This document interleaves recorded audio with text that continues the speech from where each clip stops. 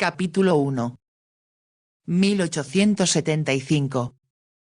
La puerta se abrió y un empleado anunció: el conde de Derby. Señor ministro. El señor Disraeli, primer ministro de Inglaterra, se puso de pie cuando el secretario de Estado para Asuntos Extranjeros avanzó hacia él. «¿Cómo está usted?», preguntó. «Bien, gracias», contestó el conde, «pero estoy seguro de que usted debe tener malas noticias o no me habría mandado llamar a esta hora espantosa». El primer ministro se echó a reír. Dado su buen sentido del humor, disfrutaba con los comentarios ingeniosos de sus amigos. Desafortunadamente algunos de ellos se tomaban la vida demasiado en serio y pocas veces sonreían. Ya no digamos que se rieran de las dificultades a las que se enfrentaba el Parlamento. El conde de Derby se sentó en una silla al otro lado del escritorio del primer ministro. «¿Qué de malo sucede ahora?», preguntó, y había sin duda alguna una nota de desconfianza en su voz. «No me agrada tener que decírselo», contestó el primer ministro, «pero su majestad la reina me llamó ayer para decirme que ha recibido una solicitud del rey Adrián de Arginos». Se detuvo y al ver la expresión que había en los ojos del secretario de Asuntos Extranjeros añadió: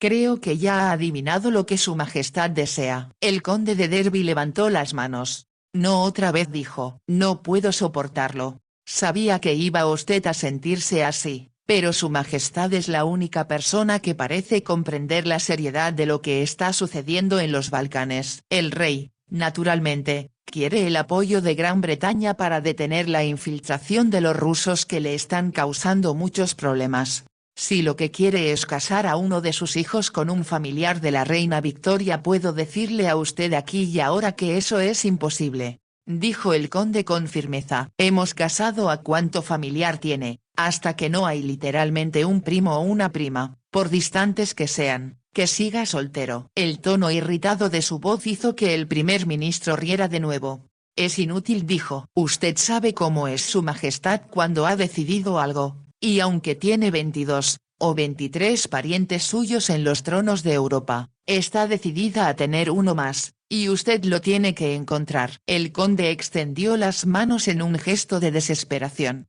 «No puedo sacar del aire a esa joven parienta de la reina», dijo en tono quejumbroso. «Y ya que estamos hablando de esto, estoy tratando de recordar dónde está Arginos». El primer ministro sacó un mapa. «Está al norte de Grecia», explicó, «y en un tiempo formó parte de ese país. Se encuentra lindando con Livadia, un estado independiente que por fortuna no fue engullido por el Imperio Otomano». «¿Y cuál es el problema?», preguntó el conde.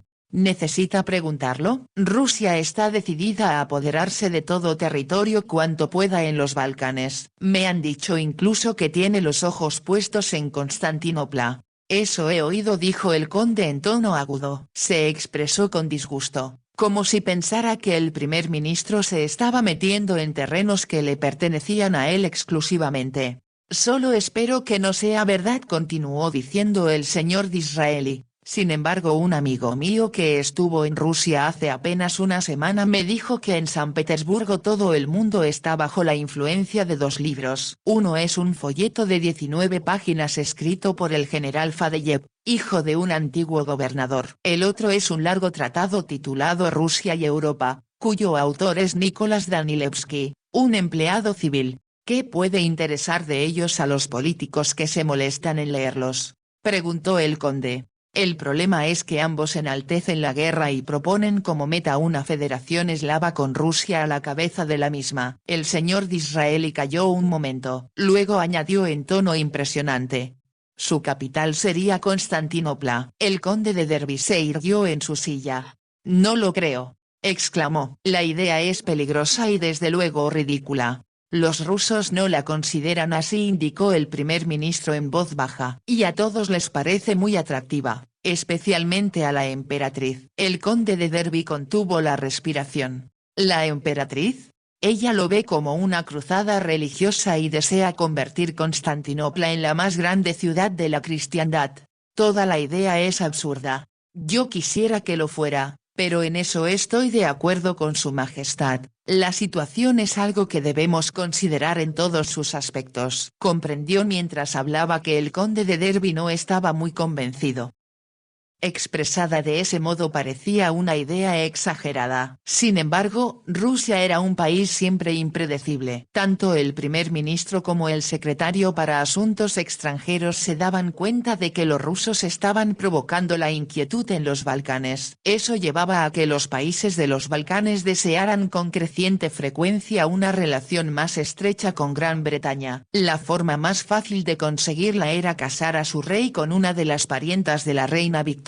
Como el conde señalara, tal recurso empezaba a agotarse o, según él creía, estaba ya totalmente agotado. Ambos hombres guardaron silencio por un momento. Después el primer ministro dijo: debe haber alguien que satisfaga los requisitos. Y aunque la situación no sea tan grave como pensamos, podría evitarse que Rusia se infiltrara más en los otros países al sur de Macedonia. Estoy casi seguro de que a menos que su majestad tenga a alguna prima escondida en la manga no quedan ya más familiares y por lo tanto el rey Adrián tendrá que buscar en otra parte. ¿Dónde puede buscar?, preguntó el primer ministro en voz baja. Ambos hombres sabían muy bien que el único país al que Rusia tenía algún respeto era Gran Bretaña. Con sus enormes recursos, Rusia podía de hecho arrasar con todos los países que rodeaban el Mar Negro. Sería muy difícil para una potencia europea detenerla. Al mismo tiempo el zar Alejandro II era un hombre que apreciaba la paz. No tenía deseos de entrar en guerra con nadie. Como si el conde de Derby estuviera siguiendo los pensamientos del primer ministro, dijo: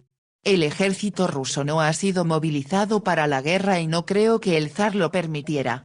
Estuve hablando con alguien que estuvo en Rusia y me dijo que eso es verdad, comentó el primer ministro. No obstante, el gran duque Nicolás, que tiene el apoyo de la emperatriz, está deseoso de obtener más territorios para Rusia al objeto de convertirse en un héroe nacional. De nuevo se hizo el silencio hasta que el primer ministro comentó: no quiero volver con su majestad y decirle que no pudimos encontrar lo que requiere. Sin duda alguna debería haber alguien con quien el rey se pueda casar, indicó el conde. No se trata del rey, replicó el señor Disraeli. Él ya tiene una esposa. No, no es tan grave el asunto. Es su segundo hijo, el príncipe Darius, quien está en libertad de tomar esposa. Su hermano mayor ya está casado. Usted no puede creer que un príncipe cualquiera, del que nunca habíamos oído hablar, dijo el conde de Derby lleno de desprecio, va a hacer que los rusos abandonen su intento de apoderarse de Constantinopla, ¿verdad? No, pero evitará que provoquen una revolución en Arginos, que es lo que han hecho en otras naciones de los Balcanes. No sé si usted se ha dado cuenta del caos que causaron al norte, pero siento que debemos tratar de hacer algo para evitar que su avaricia se trague esos pequeños estados independientes, que son, debido a que hay tantos de ellos, un salvaguarda contra la completa dominación rusa. Comprendo su razonamiento, señor ministro, más aún si no puedo sacar una novia que no existe para el hijo del rey. En eso estoy de acuerdo con usted. Entonces, supongo que está usted preparado para dar esa mala noticia a su majestad. Ni Dios lo permita. Ese es trabajo suyo. Por el contrario, dijo el señor Disraeli con un brillo alegre en los ojos. Usted es el secretario para Asuntos Extranjeros. Maldita sea, juró el conde. Me pide usted demasiado, habló con feroz exasperación. Luego, cuando su mirada se encontró con la del primer ministro, los dos hombres se rieron. Conozco sus métodos demasiado bien, dijo el conde. Me está usted planteando un reto para hacerme peinar el país de norte a sur antes que enfrentarme a su majestad con una confesión de fracaso. Ambos sabían muy bien lo desagradable que la reina Victoria podía ser cuando sus órdenes no eran cumplidas. El conde estaba pensando que la única persona que podía manejarla era el propio primer ministro. Tenía una forma encantadora de congraciarse con ella. Era de sobra conocido, en todos los ministerios de su gobierno, que la reina siempre estaba a favor de Benjamín Disraeli y que en cambio detestaba al señor Gladstone. El conde pensó con horror lo desagradable que sería la entrevista si tenía que decirle a su majestad que no había novia para el príncipe Darius. Eso significaría que la solicitud de ayuda del rey quedaría sin respuesta. Le diré lo que vamos a hacer, dijo el primer ministro en forma inesperada. Pediremos a Smithson, que tiene a su cargo la genealogía de Europa, que vea si algún pariente de la reina que todavía ocupe algún trono tiene una hija disponible. Esa es una buena idea, aceptó el conde con expresión más alegre. Cuando el primer ministro terminó de hablar hizo sonar una campanilla. Al abrirse la puerta dijo: «Diga al señor Smithson que venga inmediatamente». La puerta se cerró y el conde murmuró: «Nunca he sabido que usted se dé por derrotado en ninguna empresa que haya emprendido. Solo espero ahora que surja alguien en verdad, aunque solo Dios sabe quién pueda ser». «Uno nunca sabe lo que le depara la suerte», contestó el primer ministro. La puerta se abrió y entró George Mitchson. Se trataba de un hombre de edad madura cuyo cabello empezaba a encanecer. Hizo una respetuosa inclinación de cabeza ante el primer ministro y el conde. «Lo he mandado llamar Mitchson», dijo el primer ministro, «porque tenemos un difícil problema que resolver. Su Majestad la Reina ha recibido una solicitud del rey Adrián de Arginos para que proporcionemos una esposa que sea familiar suyo a su segundo hijo. El secretario para Asuntos Extranjeros y yo hemos encontrado imposible pensar en alguien que esté disponible». George Mitchson guardó silencio. Ambos hombres sabían que en los últimos 3 años había estado trabajando en la genealogía de Europa. Nadie más tenía un conocimiento tan vasto como él sobre los diferentes soberanos reinantes, príncipes y archiduques de sangre real. Esperaron. Tanto el primer ministro como el conde comprendían que George Mitchson estaba mentalmente recorriendo páginas y páginas de árboles genealógicos. Llenaban los anaqueles de su oficina hasta el máximo de su capacidad. Por fin el conde empezó a tamborilear la mesa con los dedos. Estaban pensando que Smithson solo confirmaría lo que tanto el primer ministro como el conde sabían ya, que era imposible para Gran Bretaña proporcionar una novia para Arginos. Inesperadamente George Mitchson dijo con lentitud: «Hay solo una joven disponible emparentada con su majestad la reina, señor ministro». El conde se irguió en su asiento. «¿Hay una? ¿Quién?». «Me refiero milord a Lady Gloria Winton, hija del duque de Norwinton», contestó George Mitchson. Ambos hombres lo miraron con fijeza hasta que el primer ministro exclamó: «Por supuesto, la duquesa era la princesa Carolina de Lichtenberg. Pero ella renunció al título cuando se casó con el duque», dijo el conde. «Puede haber hecho eso», intervino el primer ministro, «pero Smithson tiene razón. Lady Gloria, a través de su madre, está ligeramente emparentada con su majestad. Nadie puede negarlo». Se hizo el silencio antes de que el conde dijera: «¿Y ustedes realmente piensan que el rey Adrián aceptará a Lady Gloria?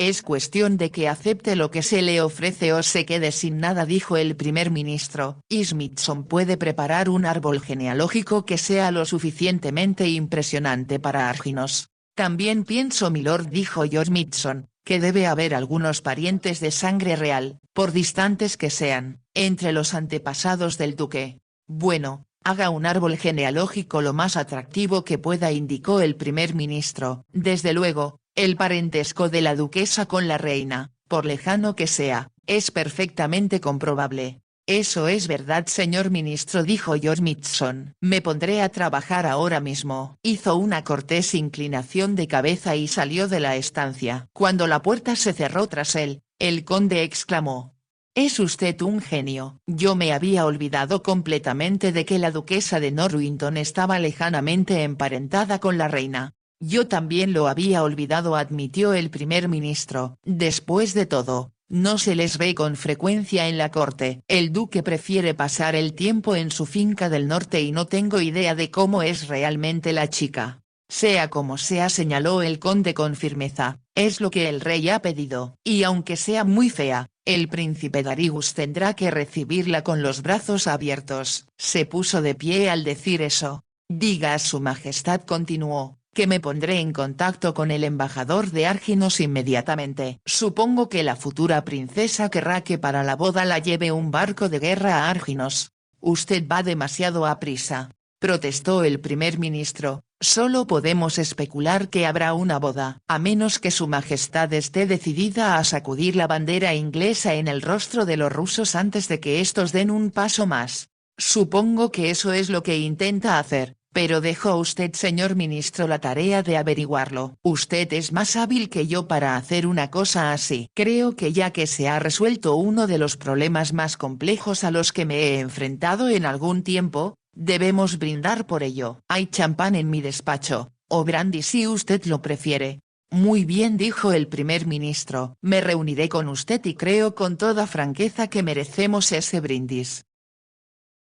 La finca del duque de Norwinton era muy grande y se encontraba situada en el sur de Yorkshire. Su castillo, que era magnífico, había sido construido 4 siglos antes y ampliado por cada nueva generación. El duque pensaba con frecuencia, al contemplar la gran extensión de su excelente tierra, que era un rey en un pequeño reino muy suyo. El hecho de que se hubiera casado con una princesa de sangre real era un elemento que contribuía a esa fantasía. El duque se trataba de un hombre en extremo apuesto. Se enamoró de la princesa Carolina de Lichtenberg cuando viajaba por tal país. La princesa era excepcionalmente hermosa y la pretendían varios príncipes de los países vecinos. Sin embargo, en cuanto vio al duque, que era entonces el conde de Winton, perdió el corazón y los demás hombres dejaron de existir para ella. Tuvieron que luchar con desesperación para que se les permitiera contraer matrimonio. Les hubieran negado el permiso de hecho, si el conde no hubiera heredado por esos días el título de duque. Por otra parte, el padre de la princesa enfermó de gravedad. Fue más fácil entonces ceder a las súplicas de la princesa de que la dejaran casarse con un inglés. Prefería renunciar a su título que permanecer en el palacio llorando por el hombre amado. También contribuyó el hecho de que tuviera 3 hermanos mayores. Había además 2 hermanas, también de más edad que ella, que habían sido debidamente casadas con los soberanos de otros principados, y las 2 muchachas eran extremadamente desventuradas. Eso hizo que la reina decidiera que la más joven y menos importante de sus hijas podía casarse con el hombre amado. «Amo a Richard, lo amo mamá», había exclamado la princesa con desesperación. «Si no me dejas casar con él te juro que entraré en un convento o me mataré». «No seas teatral», dijo la reina en tono agudo. En cualquier caso no podía menos que comprender a su hija. Ella misma no había sido particularmente feliz en su matrimonio arreglado. No era de sorprender considerando que se había casado cuando tenía solo 18 años con el rey de Lichtenberg. Este tenía casi 50 años y había estado casado antes con una mujer que solo le había dado hijas, pero ningún hijo varón. Por fin el matrimonio de la princesa Carolina fue autorizado con la condición de que renunciara a su título. Después de eso dejó de ser considerada como personalidad real. Ello no le importó nada. Todo lo que quería era ser la esposa del hombre a quien había entregado el corazón. Y se hubiera sentido lo mismo respecto a él si se hubiera tratado de un barrendero en lugar de un aristócrata. Fueron increíblemente felices. La duquesa sin embargo había dicho siempre que ningún hijo suyo sería obligado a casarse por razones políticas. No pudo olvidar nunca lo desdichadas que fueron sus hermanas. Cuando se instaló en Inglaterra casi perdió el contacto con su familia. Solo tenía noticias de la misma de vez en cuando. Al mismo tiempo, como el duque y ella eran tan felices, pocas veces acudían a la corte en Londres. Se enteraba de lo que sucedía en Lichtenberg a través de los periódicos. Después de que sus padres murieron, la princesa perdió todo contacto con sus familiares. Su hermano mayor, ahora rey, se había casado con una gorda princesa alemana. Ella debía despreciar, como bien sabía la duquesa, a alguien que era capaz de renunciar a su condición real para convertirse en plebeya. ¿Por qué íbamos a querer estar con nadie excepto con nosotros mismos, Richard?, preguntó no una vez, sino 1000 veces. El duque estaba invariablemente de acuerdo con ella. Cuando tuvieron su propia familia, no sintió deseos de ir a Londres ni a ninguna otra parte. Sabía que la gente hacía mucha alaraca en torno a su esposa, simplemente porque les impresionaba que tuviera sangre real. En lugar de ir a Londres viajaban a Escocia y visitaron muchas naciones de Europa. Su primer hijo fue una niña. Debido a que tenía el cabello muy rubio y era muy hermosa la llamaron Gloria. Después de Gloria llegaron 2 hijos, lo cual emocionó mucho al duque. Los varoncitos eran adorados por su madre, Se trataba de una familia muy feliz la que vivía en el castillo de Winton satisfecha de sus propios miembros. Todos preferían estar en el castillo solos antes que rodeados de gente. El duque advirtió al crecer su hija que la muchacha era muy inteligente. Él mismo tenía un cerebro en extremo vivo, de modo que disfrutaba enseñando a su hija los clásicos y otras materias diversas que su institutriz apenas conocía. Cuando los niños crecieron, el duque decidió que debían tener un profesor altamente cualificado, porque eso hacía las cosas más fáciles. El profesor también se ocupó de Gloria, y ello significó que la muchacha recibió la educación de un varón. Al mismo tiempo aprendió de su madre muchas cosas que no estaban en los libros. La duquesa decidió que presentaría a Gloria a la reina poco antes de que cumpliera los 18 años. Desafortunadamente la madre del duque, que llevaba varios años enferma, murió y hubieron de guardar luto. La visita de Gloria a Londres por lo tanto tuvo que ser cancelada. Se quedó en el castillo. Lo siento mucho, queridita, debes haber estado esperando con ansiedad tu presentación, le dijo la duquesa. A decir verdad, mamá, prefiero estar aquí, contestó Gloria. Se me hacía insoportable la idea de dejar los caballos. La duquesa se rió. Sabía que su esposo y su hija se sentían más felices sobre una montura que en cualquier otra parte. Lo mismo podía decirse de los dos chicos. A ella misma le gustaba montar, pero no le obsesionaba demasiado la idea de hacerlo. Sin embargo, terminó por decir a su esposo: si te hace tan feliz estar siempre montado a caballo, entonces será mejor que me vaya contigo o tendré que pasarme la vida sola. Gloria tuvo que perderse los bailes, recepciones y reuniones a las que hubiera asistido en Londres como debutante. En cambio no se perdió una sola cacería, y también vio correr a los caballos de su padre en las pistas de carreras más famosas del país, y fue la ganadora de cuanta carrera se permitía competir a las damas. Al terminar el año de luto riguroso, la duquesa empezó a planear de nuevo una visita a Londres. No sé si disfrutaré de ella tanto como tú piensas, mamá, confesó Gloria con cierta tristeza. Con el dinero que estás gastando en mi ropa podríamos comprar 3 o 4 nuevos caballos. Tu padre se puede encargar de eso, contestó la duquesa. Yo estoy decidida a que tú y yo vayamos correctamente vestidas, aunque nos miren como pobres campesinas. Gloria se rió. Su madre era tan hermosa que nadie se habría atrevido jamás a describirla como una pobre campesina. No sabía que ella misma era exquisita. Los hombres que la veían cazando o cabalgando pensaban que debían estar soñando. Todo fue arreglado para que fueran a Londres a mediados de abril. Gloria procuraba pasar cuanto momento tenía con sus bienamados caballos. Cabalgaba a través del bosque, contemplando las hojas que empezaban a aparecer en las ramas de los árboles. Las campanillas y los narcisos que trotaban bajo ellos eran más hermosos de lo que recordaba. Se volvió hacia su casa. Cuando el castillo apareció ante su vista, le sorprendió ver un carruaje a la entrada, tirado por 4 caballos. Se preguntó quién podría estar visitando a su padre. Los caballos parecían cansados, como si hubieran recorrido una gran distancia a paso veloz. Un sirviente abrió la puerta para que entrara y cuando lo hizo le preguntó: ¿Quién está aquí, Henry? Un caballero de Londres, milady, que pidió ver a su señoría. ¿De Londres?, repitió Gloria extrañada. Su padre casi nunca recibía visitantes de Londres. Estaba a punto de subir a cambiarse de ropa cuando apareció el mayordomo. Su señoría está esperándola, milady, dijo. Se encuentra en el estudio. Gloria se preguntó qué relación podría tener con ella el visitante de Londres. De cualquier modo, se quitó el sombrero de montar y se dirigió hacia el estudio. Un criado le abrió la puerta y Gloria penetró en la estancia. Su padre estaba de pie, con la espalda hacia la chimenea. Sentado en uno de los sillones se hallaba un hombre anciano de aspecto distinguido. «Ah, por fin llegaste, Gloria», exclamó el duque. «Tardaste más de lo que yo esperaba. Fui hasta el faro, papá. Hace un día tan precioso que me pareció una lástima desperdiciarlo». El duque sonrió como si supiera con exactitud lo que su hija estaba pensando. Él mismo no tenía deseos de salir de Winton para ir a Londres. El hombre que estaba en el sillón se había puesto de pie y el duque dijo: «Esta, su excelencia, es mi hija Gloria». «Gloria, te presento a su excelencia el embajador de Arginos».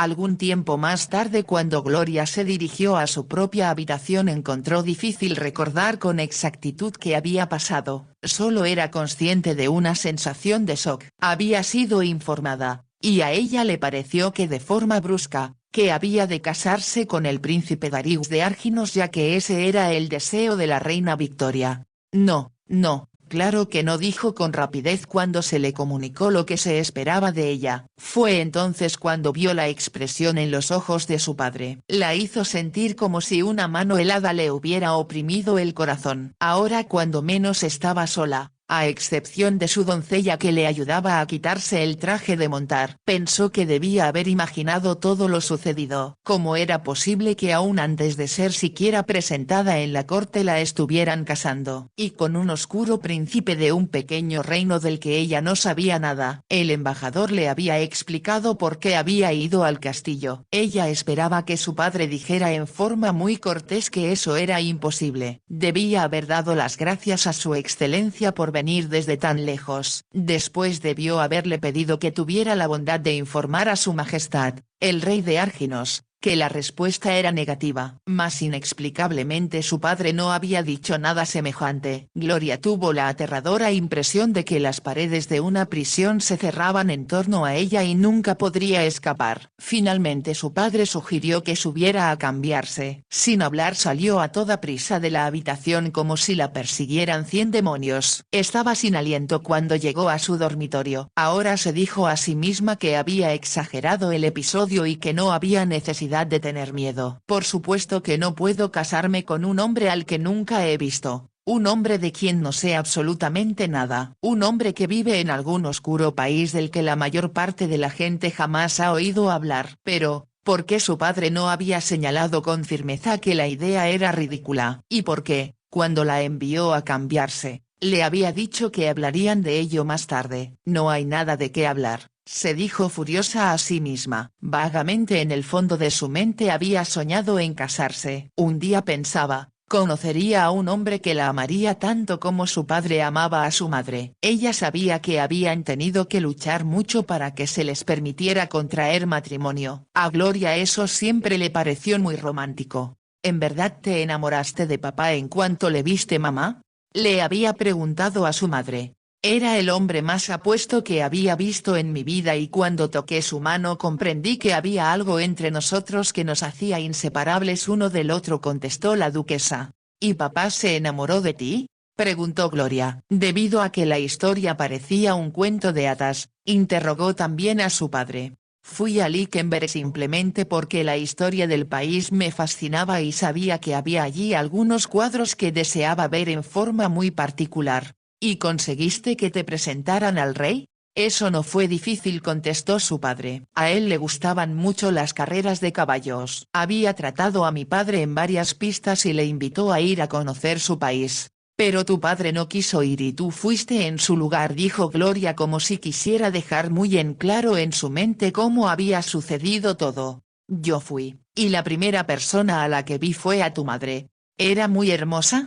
Tan hermosa que sentí que no podía ser real, dijo el duque con sencillez. Y tú, queridita, te pareces mucho a ella. Me gusta pensar eso, había replicado Gloria. Espero, papá, que yo cuando me case tendré una historia tan romántica que contar como la vuestra. Estoy seguro de que el hombre adecuado para ti aparecerá algún día, dijo el duque. Pero ten cuidado y no te dejes engañar por los pretendientes equivocados. Claro que no lo haré. Gloria se quitó su traje de montar y se puso un lindo vestido que la duquesa había encargado en Londres. Otra parte de su ropa procedía de York. Sin embargo, la duquesa estaba decidida a que Gloria brillara en la sociedad londinense, por lo que se adquirieron en la capital varios vestidos a la última moda. Gloria se veía tan exquisitamente preciosa con ellos que el duque había dicho orgulloso a su esposa: estoy seguro de que Gloria opacará a todas las demás debutantes cuando la presente en el palacio de Buckingham. Eso espero, repuso la duquesa, mas me temo que nunca encontrará a un hombre tan apuesto ni tan maravilloso como tú. El duque rodeó a su esposa con los brazos y la besó. ¿Piensas realmente eso todavía después de que hemos estado casados tantos años? Te amo mucho más de lo que te amaba cuando nos casamos, contestó la duquesa, y no hay otro hombre en el mundo para mí. excepto tú. El duque sabía que así era como él mismo se sentía respecto a su esposa. La besó con una pasión que había aumentado en lugar de disminuir con los años. Gloria se echó una última mirada en el espejo antes de bajar. Su apariencia no le interesaba, solo le preocupaba cómo podría convencer al embajador de Arginos de que no tenía intenciones de casarse con el hijo más joven del rey. Voy a casarme con un hombre al que amé, se dijo al llegar al vestíbulo. Caminó hacia el salón donde sabía que sus padres debían estar atendiendo al embajador. Al hacerlo sintió repentinamente mucho miedo. ¿Qué ocurriría si habían aceptado su ridícula proposición? De pronto se dijo que no necesitaba temer nada. Nadie podía obligarla a casarse con un hombre si no quería hacerlo. Su padre y su madre sabían que ella quería enamorarse como ellos lo habían hecho. Quería amar a un hombre hasta que nada más importara. Ni siquiera tratarse de una princesa de sangre real. Pueden encontrar a otra que esté dispuesta a casarse con el príncipe, se dijo al entrar en el salón.